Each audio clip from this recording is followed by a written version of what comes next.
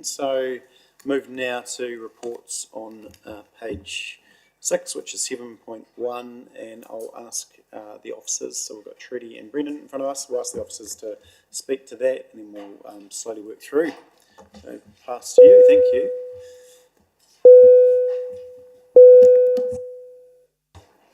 Thanks. Thank you, Your Worship, Councillors, good afternoon. So this report summarises the submissions that were received as part of the annual plan consultation. Most of it is straightforward. I'll highlight a few of the salient points and then very happy to take questions as desired. The key points to emphasise, I think, is to note that feedback was invited for just over a 1 month period, and overall we received 78 submissions, 11 of whom wished to speak today and 10 ultimately did so. The submissions were, I think, of a pretty wide-ranging calibre and on a number of topics. Most, obviously, in terms of those financial questions that were at the heart of the consultation around the rates increase. And then, as you've seen through this morning's hearings, a number spoke specifically about the RMA fees increase. Just 1 second, just want to... No, camera hasn't turned.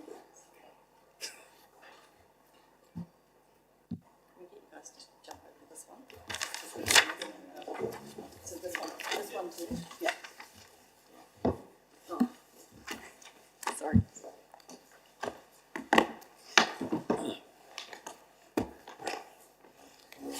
Hopefully those watching online appreciate being able to see us, not just hear us.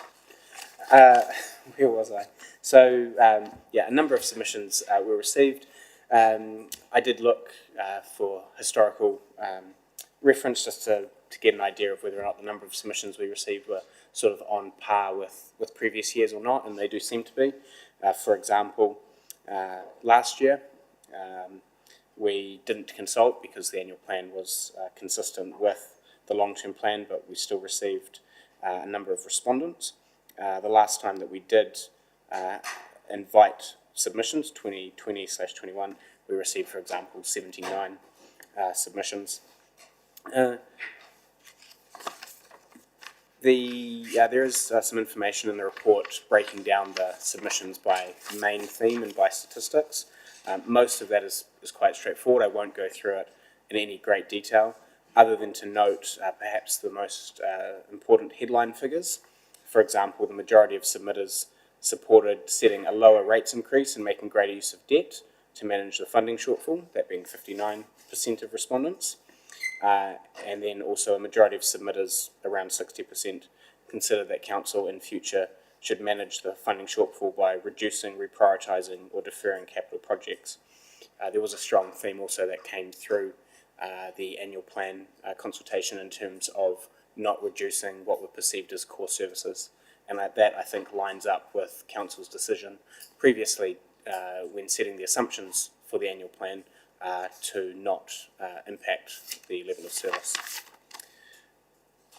Other than that, I'm very happy to take questions and we'll open the floor there, unless Trudy has anything she wants to say. No? Okay. Thank you. Thank you. So just if you want to delve into any questions in relation to the submissions, and then we can work through in the second part of it some of the questions as well that might we might make any changes. So if we just deal with what's in regard to the content of the submission, and then further officer questions we'll wait until later on to the next stage under 7.2. So any questions for Trudy and Brendan at this point?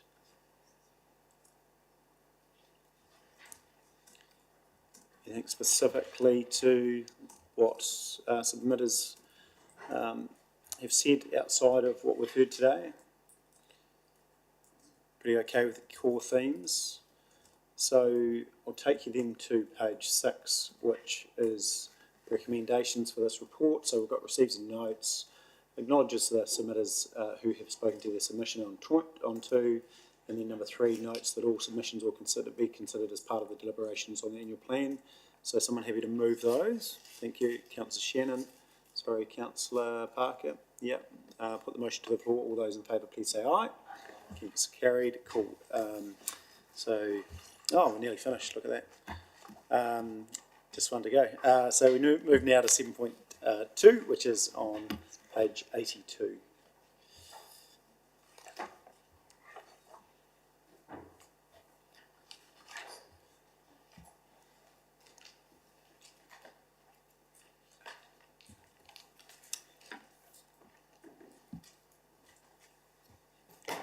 Kia ora koutou, your worship, councillors. So today again we sit before you while there's three of us here. We represent a body of work from across the council to pull the annual plan together, and it includes a summary of what we have put together based on those themes that you read about in the last report. We will also be, for any questions, able to refer to our colleagues across the organisation to support any questions.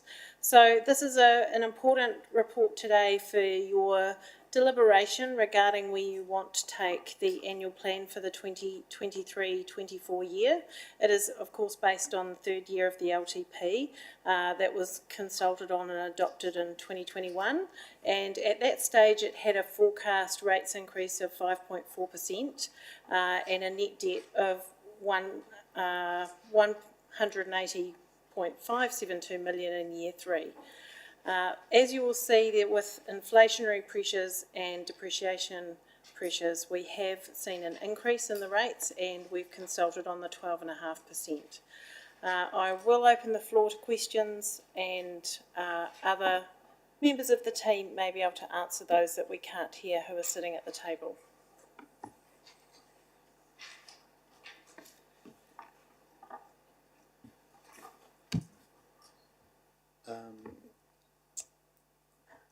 So, Councillor Worth, there we go. Sorry. Thank you. I did actually ask some further questions in regards to the revenue and the rates. Obviously, the revenue was 132 million.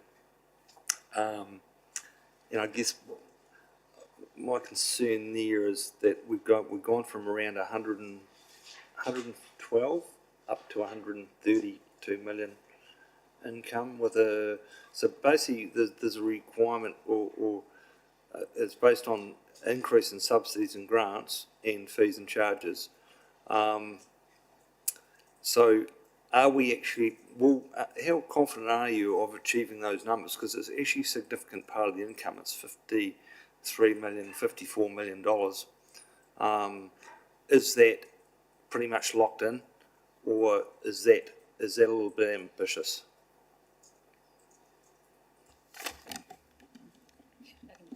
I don't know if it works. Press the button.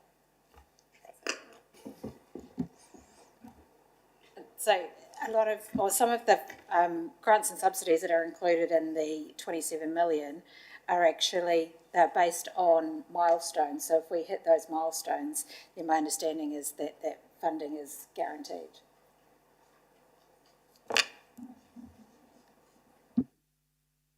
And fees and charges? I think we'll defer to the Group Manager of Environmental Services that has the majority of fees and charges income that comes in, just to answer that question.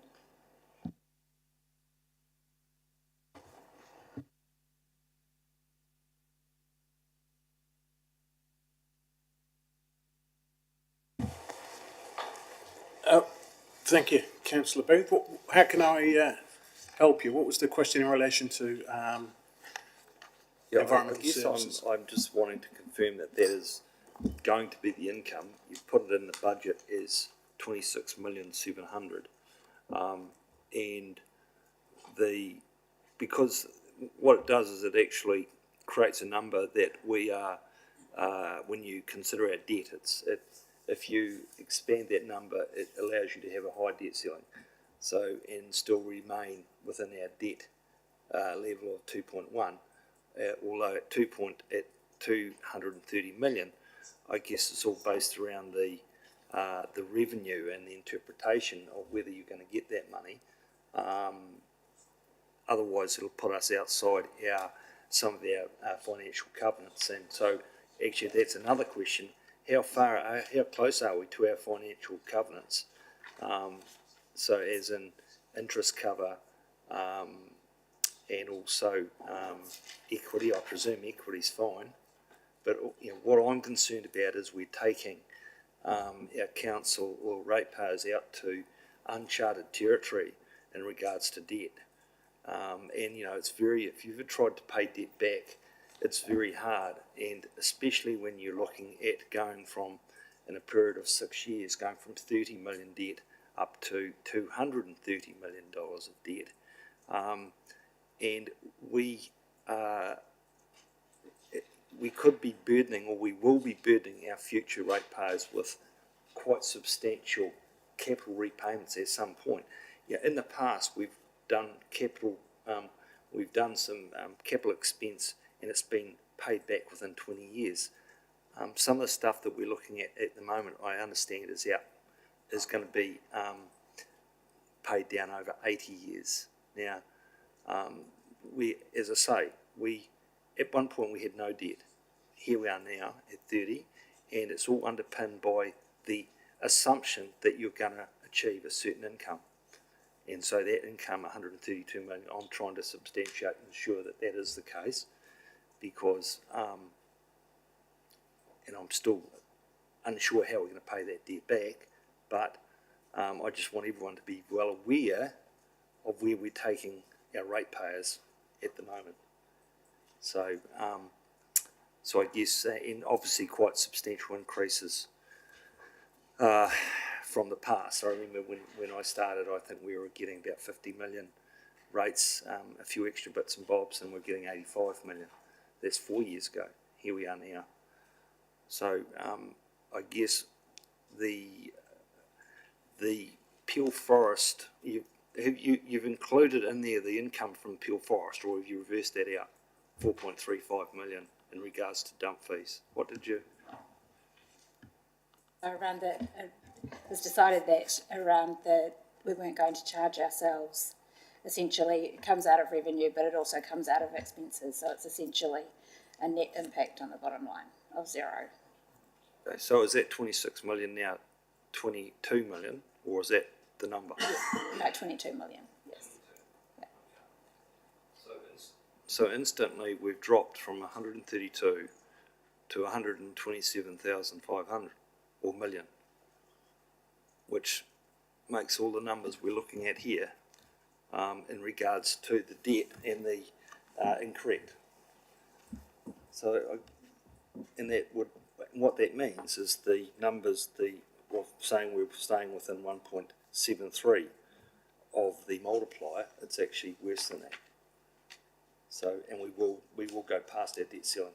Yeah. So to try and simplify it, you're looking at what rate revenue is relative to the 2.1, and at what point do we breach? And so the likes of the loan funding is an example, which is income for this year because we're for Peel Forest landfill, is that included in perpetuity, but it's not, it's only a one-off, so we're actually looking at a lower level of revenue. Is that not correct relative to the debt funding ratio?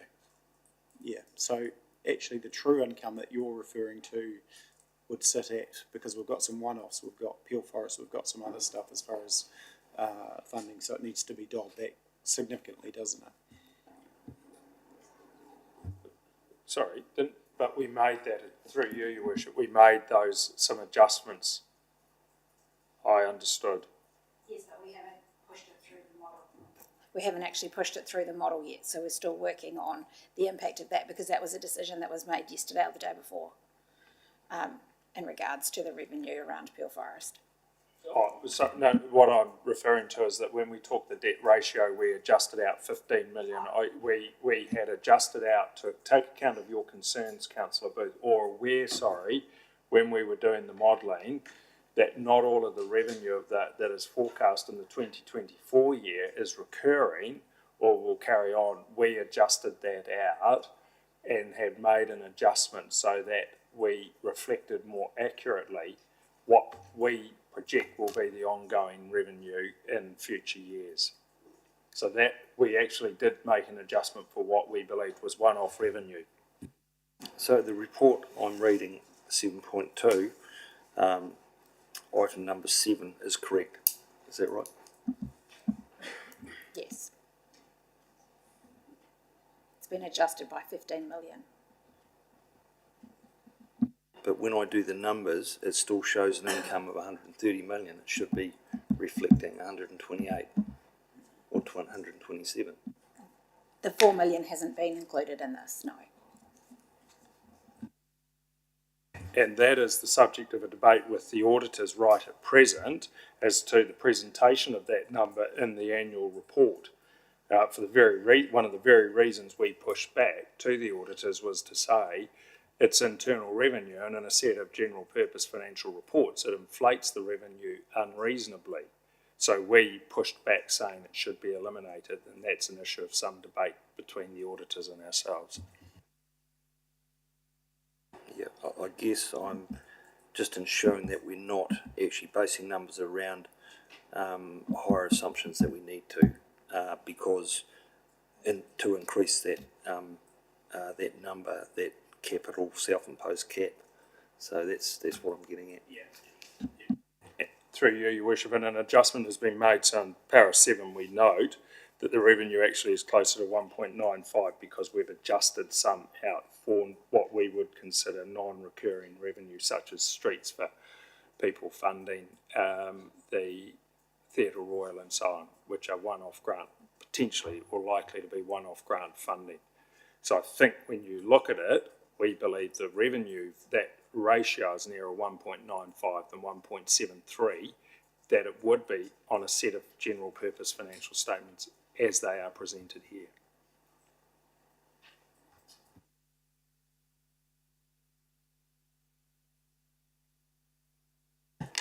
Through your worship, I think there was also a first question, and possibly the Group Manager of Rec and Cultural Services can answer as well. So in terms of our fees and charges, how confident are we that we will gain that income was the question Councillor Booth was asking. So just to give him some confidence in the process that you take to do that. Yeah, Your Worship, Councillor Booth. We model our fees on the previous year, and we model our recovery rates on previous years, and we anticipate that we will recover that amount of revenue. This year, for some reason, for example, we're recovering more in animal control because there's been a lot of people not registering dogs for whatever the reasons, probably cost of living. It might be the first thing to drop off. So we are actually generating more revenue than anticipated for this year in some activities. Yeah, but we are confident that we recover the revenue that we state. Just other revenue at 4.4. Just perhaps an explanation of what that represents.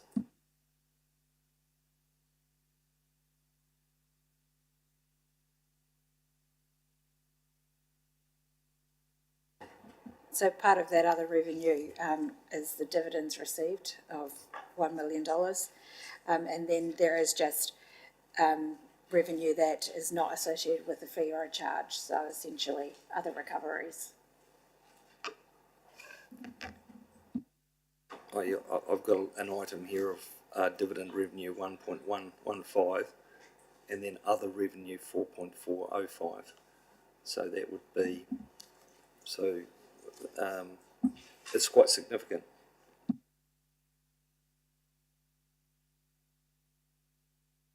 So there's also your other financial derivatives, your interest rate swaps all flow through the other revenue as well. Whereabouts is interest? So would that not be a net number for our interest cost? I mean, if we did have interest derivatives coming back through some entering into bonds at an opportune time, surely that's just a net amount that we would be paying. It wouldn't be just shown as special income because it's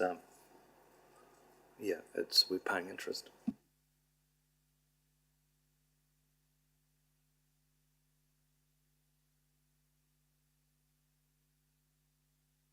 At this point, it's separated out into separate area. It's not actually, we haven't netted it off, but we could net it off if that's what, from a presentation perspective.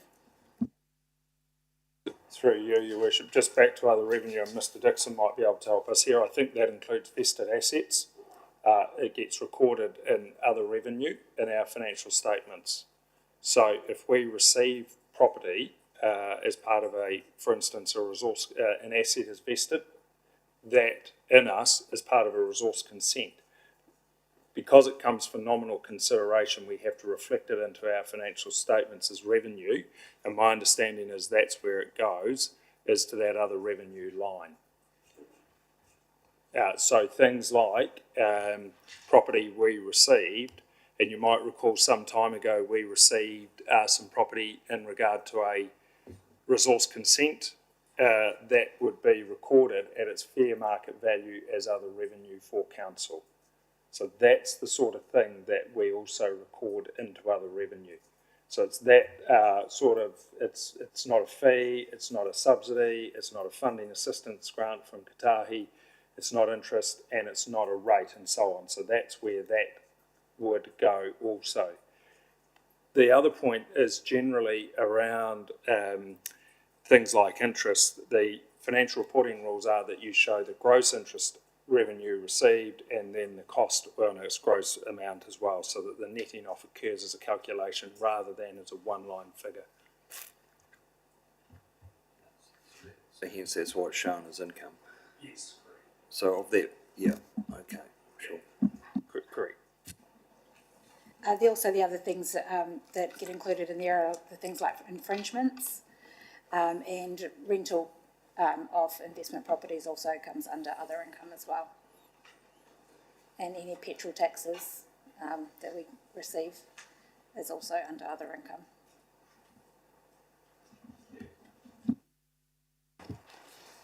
Councillor Piddington. Hopefully not as complicated as Councillor Booth, but I'm just interested in ballpark. If our net debt ratio is 1.95 mil,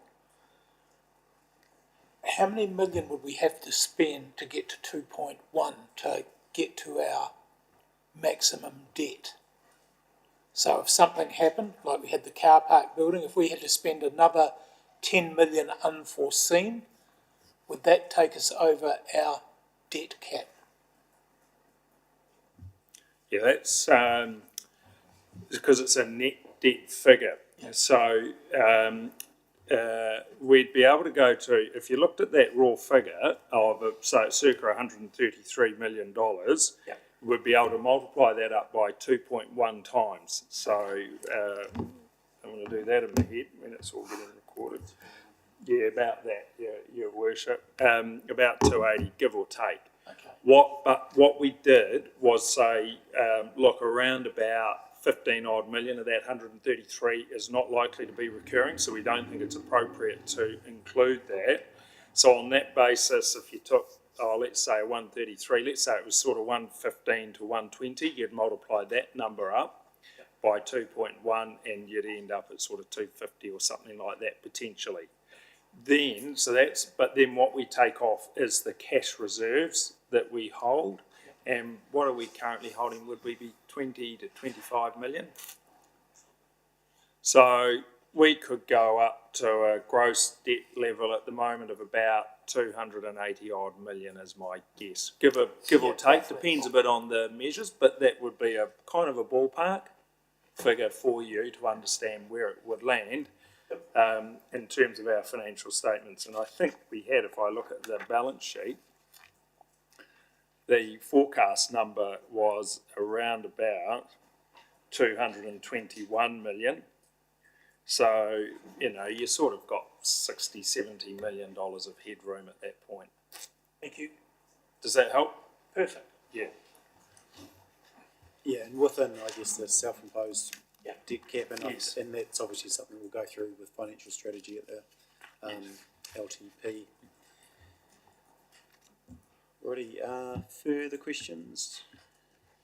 You guys will step through. No?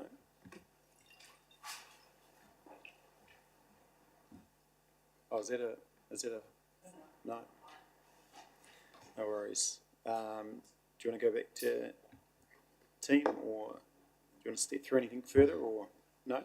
No, that's cool. Well, in that case, I think we'll just go to some of the submissions that presented earlier, just so we tidy those away. So maybe, Mr. Cooper, do you want to come back up, and we might just deal with some of the ones in regard to fees, specifically to, can someone, oh, you got, Paul, Mr. Cooper, you've got that from Nathan? I thought we just might work through, so if you go to the tabled submission team from Nathan and from Rooney Group, and if we go through 35.1 through to 35.6, and just work through those. And I guess, I mean, there were some relevant questions from, three of the submitters in regard to this, and, yeah, well, let's work through these. I think he's covered it pretty well, and we'll go from there if there's anything I think missing. So, fixed fee refund, how might that work in practice? Because at the end of the day, we only want to charge people for the service that they use, and is that, yeah, how do we provide the ratepayer the best cost value through the service, I guess? Thank you, Your Worship. We have just to set the context, I suppose we're operating in terms of the consents side of planning at a considerable deficit. Revenue and financing policy says that for consenting and CME related work, we should be operating or recovering at around 80 or 90%, and we are falling some margin short of that currently, hence the recommended fee adjustments. Against that backdrop, we have looked at what it's costing us and what the ratepayer is currently covering on behalf of those customers, and there is an equity issue in that needs to be addressed. Also at play is a very difficult environment in terms of technical staff and the market. So what's happened over the last 2 or 3 years is the Ministry for Environment and other government ministries have been hoovering up planning technical staff at a great rate of knots. For example, Ministry for Environment may have 500 or 600 they've taken out of the sector. As a consequence of that, private consultancies have upped their salaries and their fees to cover those salaries, but they offer quite attractive packages to people that are left behind in their local government, which is compounding the issue effectively by government reform demanding those people be drawn out of local government and into central government. And then we are left to try and retain staff that we've got, and to do that, that has come with some, obviously, we have to try and make it as attractive as we can to try and keep as many of those technical staff on board as we can, which we've tried to do. So that's the kind of setting for this debate about fees, and it's there are some very good valid points in this submission by Nathan Hull. There's some opinion and there is some difference in philosophy. So there's a mix of everything in here. In terms of these specific things that need to be addressed here, I'll probably hand to Hamish to talk about the detail around fixed fees. But I know that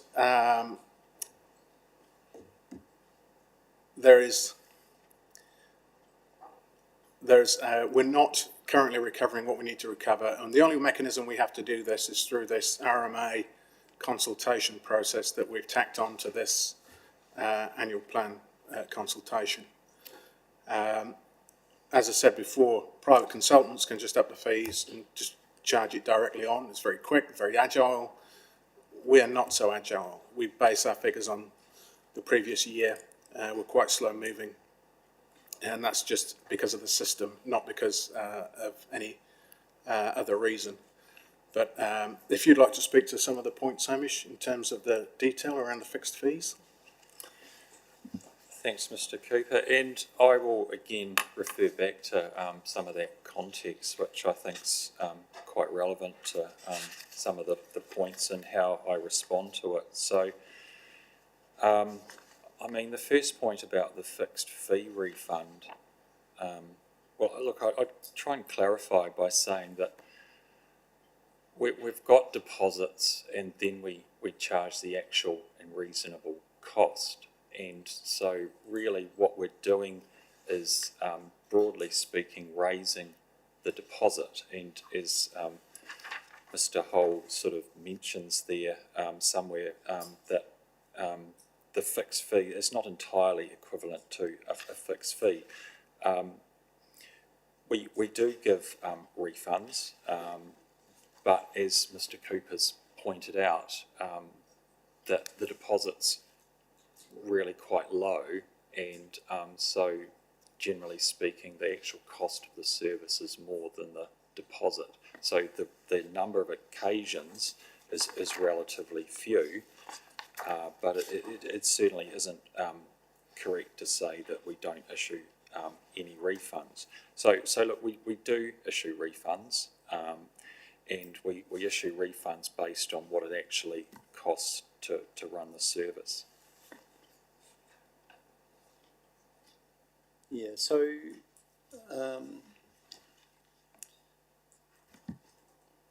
so that is, so we don't need any policy in regard to refund. It happens now.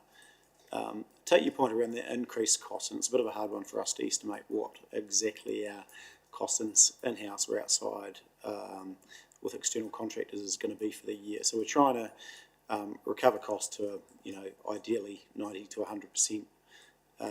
So it falls with those getting benefit from the service, I guess.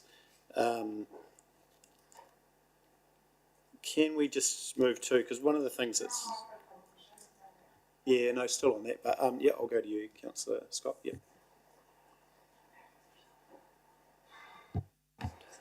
I think we don't have a policy around providing a refund though, do we? The answer is no to that, not yes. Well, all I know is that we hand it back. Oh, sorry. Sorry. Look, I need to seek clarification on that, but all I know is that the approach we take is that if the costs are less, the actual costs are less than deposit, then we refund.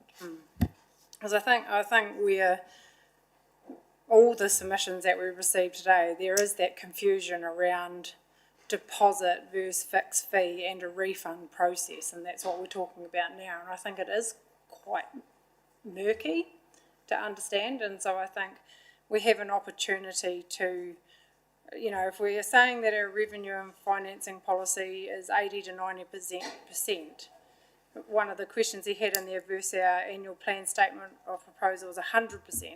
And then I hear from you, Mr. Cooper, is that we're not actually we're not getting that 90%. Well, why not? That's what I'm confused about, because we say we should be getting 90%. Why aren't we getting that? Because that we're failing on our side, are we? Well, we aren't recovering because we don't have bums on seats, Councillor Scott, and we don't have sufficient capacity in-house to do everything in-house. So we have to use consultants to process consents. Consent costs associated with consultants have gone up, I think, about 23% over the last 12 months or so. So if they're charging $200 an hour and we're charging $135 an hour for their time, because we don't on-charge that directly because we think that would be unfair.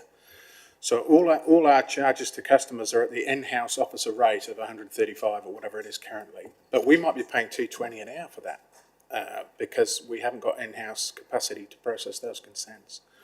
So consequently, we have this widening gap of what it costs and what we're actually recovering. Our costs have gone up in-house for the same reasons that they've gone up everywhere else, and that hasn't been addressed in fees yet. So this is to tackle some of that. And on top of that, why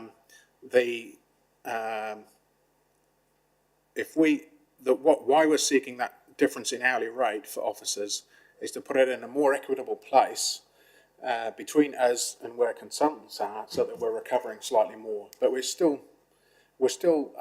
charging at the in-house rate, which will be a lot less, considerably less than consultants, but it won't recover all of it. If we were to pass on that, we would recover all, but it wouldn't be fair, because if you came in this week and we have capacity this week, we charge you 135 an hour, and then Councillor Jackson comes in next week, we're all topped up, it goes out to a consultant, we're going to charge him $220 an hour. So that's the equity issue. Yeah, and I get that, but that is even more frustrating for people that work in this industry, because then we're going to charge them the full consultancy rate of 225, but we might have an in-house consultant. We have our own team do it, process it at 135.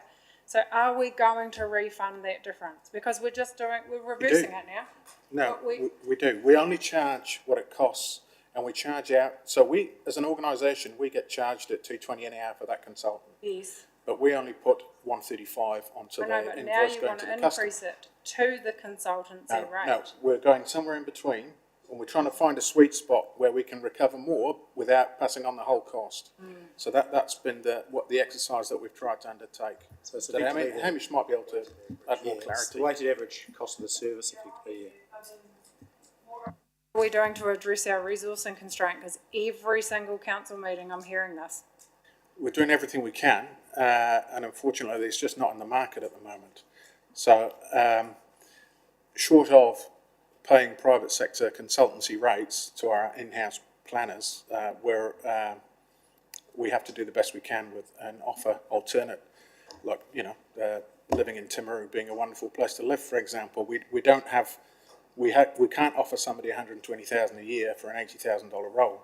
Our ratepayer wouldn't thank us for that either. So we have to try and do the best we can within the framework that we've got. And yes, the ratepayer may be paying slightly more than our revenue and finance policy would ideally like, but we can't address that until we're able to get those resources in-house in sufficient numbers to cover the work that comes in. We'll always need consultants because it's not a linear thing. So last year when we notified the plan, we had a bit of a, just before we notified, we had quite a significant rise in the number of subdivision consents coming through the door. There's no way, it doesn't matter which council you are, if you're doubling the numbers of consent coming in a month, you can't allow for that sort of change in workflow. So you will always need consultants. But we're just trying to minimise the use of them and make it as fair as we possibly can within the framework we've got.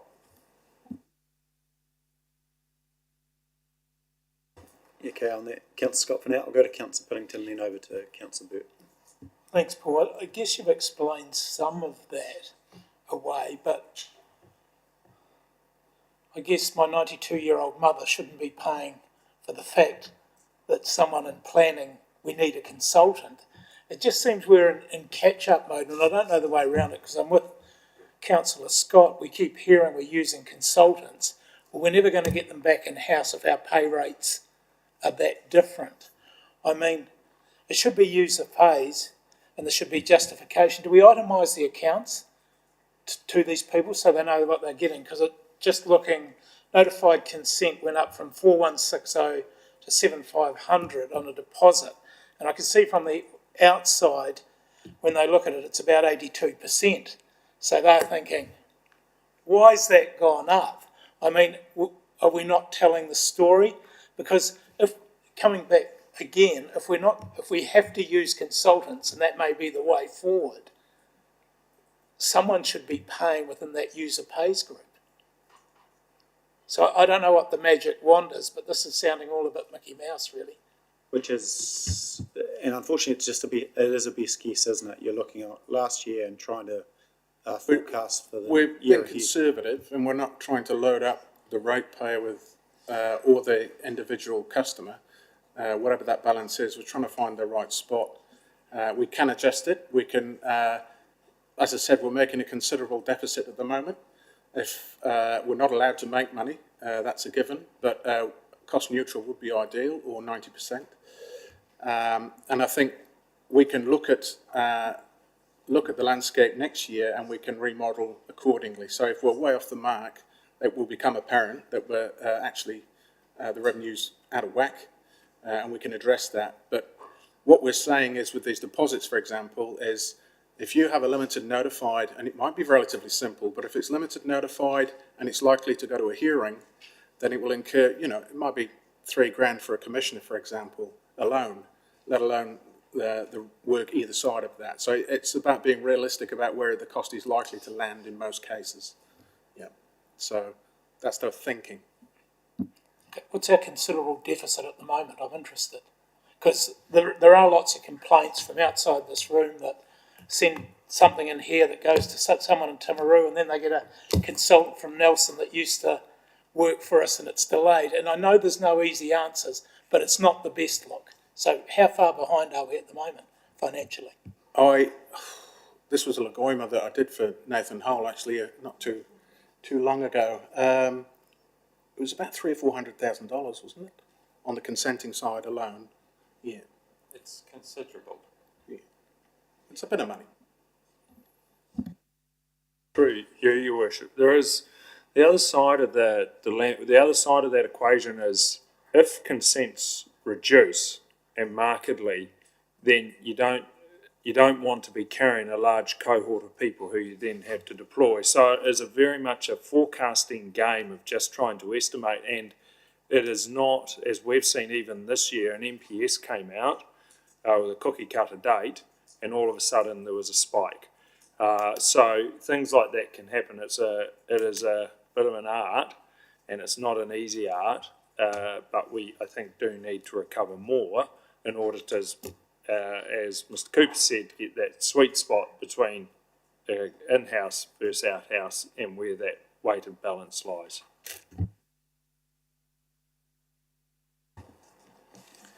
In regard to the size of the deposit, because we're not issuing a consent until it's fully paid anyway, are we? Do we have any default? Do we ever have someone go through halfway through a process and walk away? We do have some cases that are currently sort of sitting there waiting for either debt collection or the likes. That is entirely possible, yes. Yeah. So as far as the deposits, you're comfortable that's at a level that best reflects the cost of the service being delivered into the future? Look, what it does mean is that because it's not really a fixed fee, and we take a deposit and then we charge the actual reasonable cost, and it's a refund, it's a refund. If it's not, it's not. It's complicated. So there's more in-house, shall we say, administrative work throughout that process. And if you can do it up front, it's more efficient. Ultimately, the further on down the track you go, you have to go through all these services and potentially even debt collection, and that's not very efficient. Thank you. So just to move on to another couple of points around the monitoring charges. I think there's indication that sometimes these are applicable and sometimes they aren't. So, yeah. Through you, Your Worship. We do charge for monitoring, and it's because we have compliance and monitoring officers that carry out that work. We cherry pick what work they do, and they do respond to complaints and investigate matters as they come in. So providing that service, we can do that by charging this rate. If we were to monitor every single consent, i.e. we charge uniformly and we monitor every single consent, we'd need a larger team, and therefore that fixed fee would be probably twice what it is in order to provide enough staff resourcing to deliver that. So what we're doing is we're meeting our statutory obligations, but we are not necessarily going to monitor your resource consent. If we think it's a relatively low risk or benign in nature, we might go over here and monitor this resource consent over here.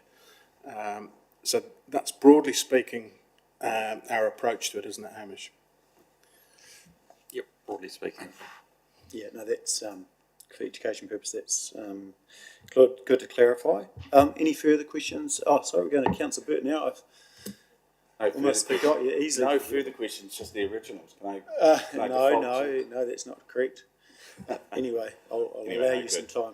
So it's interesting sitting here and seeing the role reversal in this chamber when you guys were told to staff to go away and cut your cloth, and also find where you can start charging appropriately where it is reasonable, fair and reasonable, to come back here and tell us what that's about. I get the feeling there might have been the fact that this has been tacked on to an LTP because it actually fits that model, that we've had a good look at this and said there is some discrepancies here that we have to come up with and we need to look at it. So I'm bearing in mind, I'm sure, given the calibre of people we have here, those decisions you've made to increase each of those activity areas by what they are is fair and reasonable. And they do look, as Councillor Piddington say, you know, one of them 80%, that's horrendous.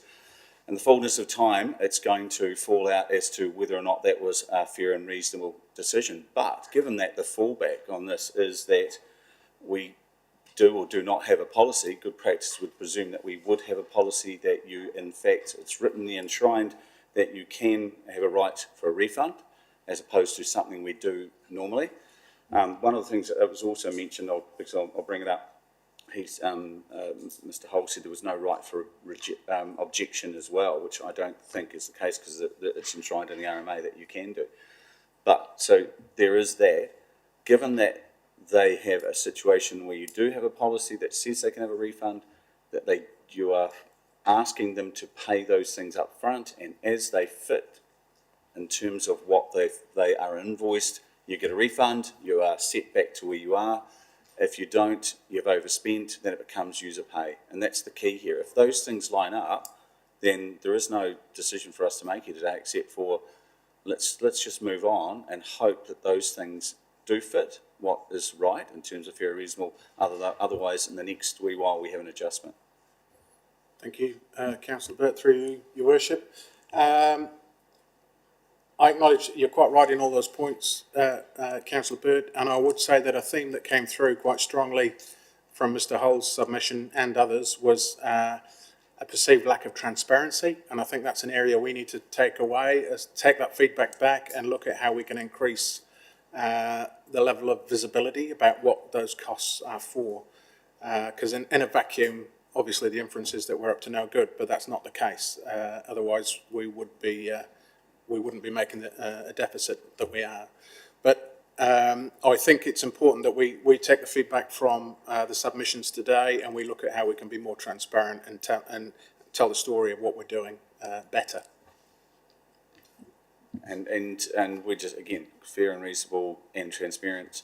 Where you're using consultants, let's get that ratio up where it sits, that we'll recover up to 80%, 90% of what we are under our fees and charges policy, and let's just keep hitting that threshold all the time, and you can be transparent about that. So, let's move on it. Thank you, Councillor Burt, and apologies for keeping you waiting. Councillor Shannon and then Councillor Burke, is it? Thank you, Your Worship.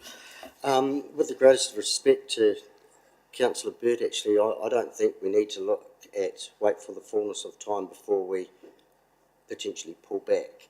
I think the scenario that's kind of put in front of us here, it's difficult not to look, with all due respect, at these numbers and think that they're a little bit arbitrary in their nature, like 416 to 7,500, for example, and 10,920 for a plan change to that lovely round figure of $20,000. So the science behind it is a little bit difficult for me to understand, particularly when, if you say we're falling roughly 300k short for the year, this to me, looking at these numbers, says we're $800,000 short going for these numbers. And my concern would be that some of these numbers potentially could disable sectors of our community when they're looking at ideas and plans and development and growth and the likes. When they are that big, some of these numbers, that rather than go through a period of time and find out, yep, that's more than covering it and pulling it back, look at some of these big numbers and think, is that the sweet spot, or is that giving us a nice big healthy buffer that we can't fail in here? And I would rather see us actually be a little bit conservative in that, and to ensure that we don't lose any opportunities for development, and nudge it up again after that, and noting that it doesn't have to be timed with the annual plan. I'd be more comfortable with personally not signing that off today and seeing some real solid numbers based on, you know, some of the submissions and the discussion and the feedback today. Through you, Your Worship. Thank you, Councillor Shannon. Those are the real figures. That $20,000 is what it would likely cost in terms of a plan change. That's just the sheer volume of work, the legal lens that's required to go across that, the cost of hearings, and everything that goes along with that, the consultation, and a number of other things. And if we're saying we're going to be transparent, that is transparent. That's likely where it's going to land. That's the average sort of spot for it. To say, if we were to say that was 10,000 for a plan change, that would almost be misleading. So therefore, I think, although it's high and uncomfortable, it's where it is and it's what it costs for that technical, complex type of work. And Hamish might be able to speak more, but that would be my view on they do seem high, but that's the reality. So we're trying to be as honest as we can with costs, so that there's no, we're not misleading anybody, and that everybody knows what's involved. It's just the size of the increase, that is just about doubled, and such a beautifully round number. I just can't help but think that it is going to scare people away, and we do hear anecdotally about costs and experiences in getting things done, that those who can afford that sort of money, we are actually talking larger organisations, that they will go to where it's cheaper and easier if we are actually overcharging. And I understand what you're saying, that that's what it actually does cost, but is that actually what it does cost, or is it 18,750, for example? Sorry, some context. How many plan changes would we receive in a year? As far as I know, there haven't been any in my time, and part of the issue with that currently is we're in a two-plan sort of phase. So you'd on one of the proposed plan, you can only do variations for the old plan. You can do plan changes. So it's unlikely to get, but not impossible to get plan changes coming forward if somebody wants to change the operative plan.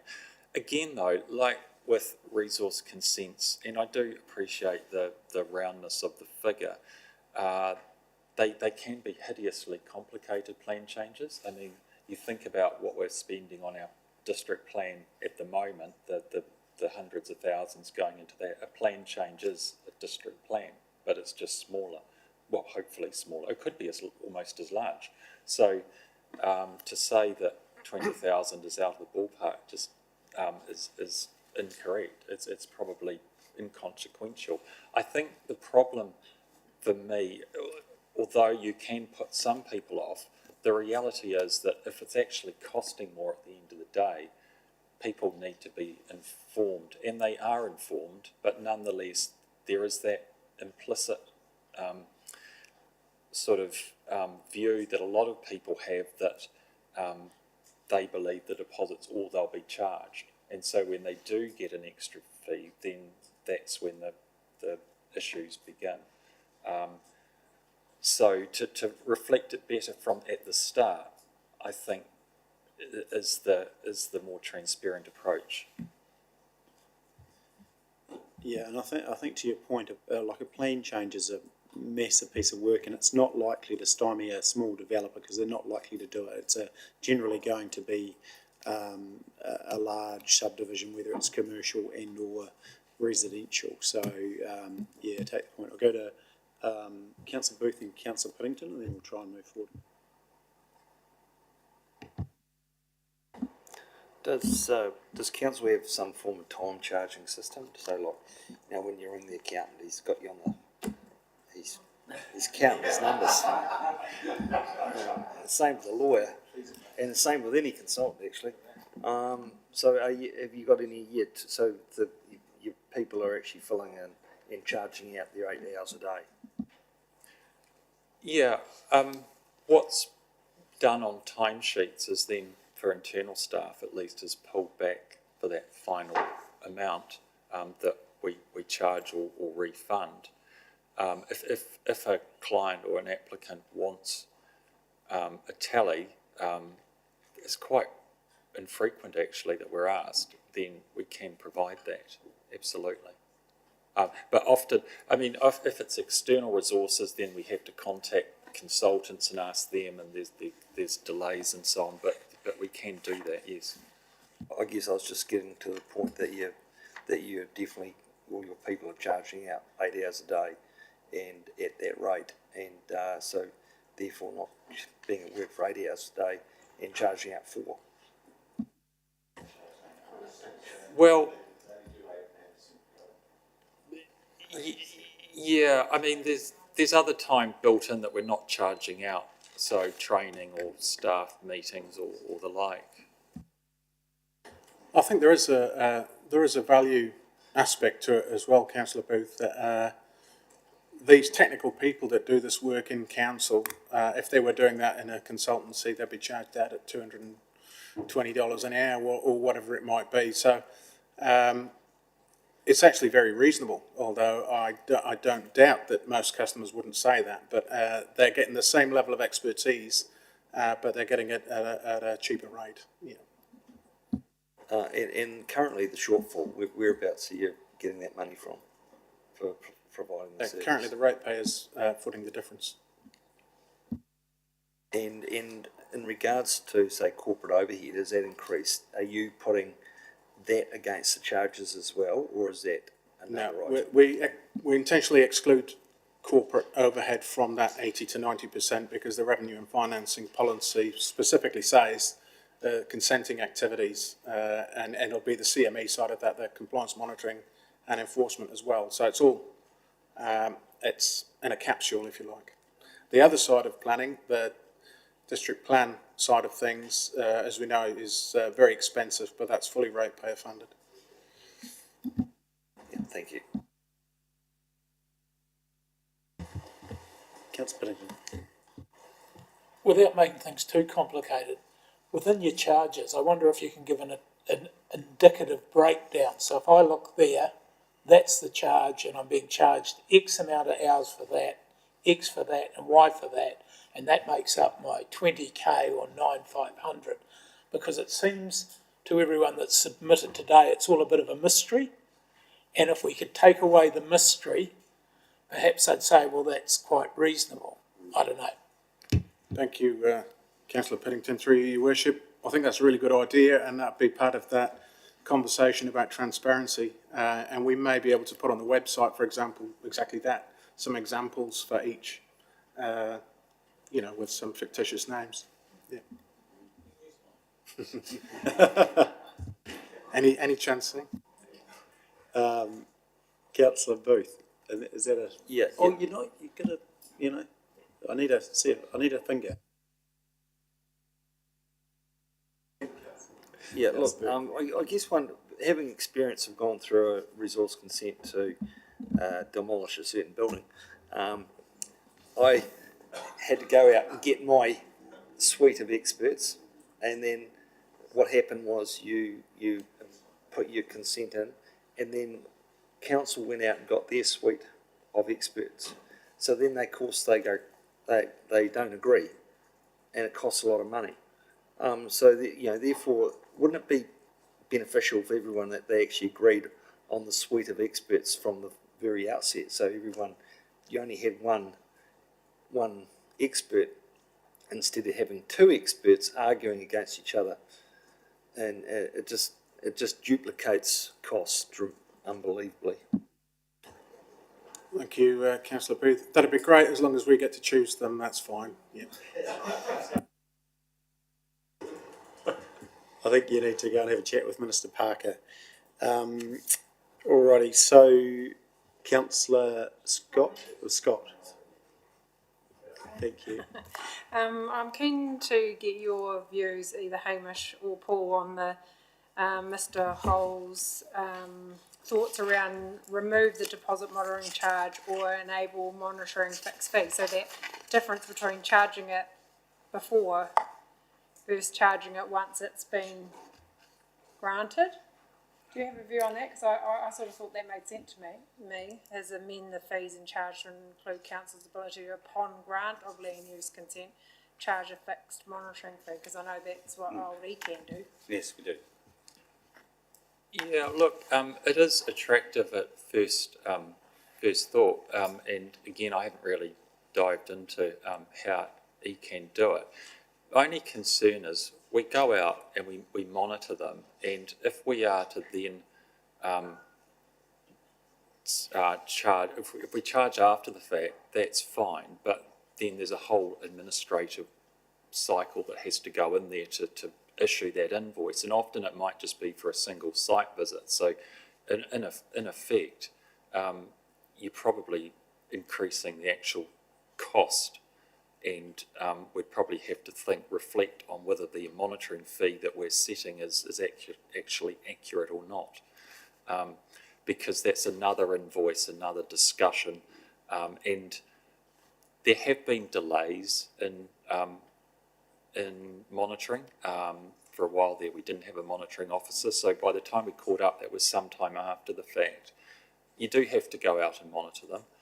There is an obligation there, but it's very hard. And at the end of the day, if somebody, there's a pragmatic side. If you get a late monitoring fee charged way down the track and you don't pay it, then there's a lot of admin costs associated. Do we try and recover that, or do we just give it away? Those are the practical things that we need to think about. If you can charge it up front, you build it into that cost.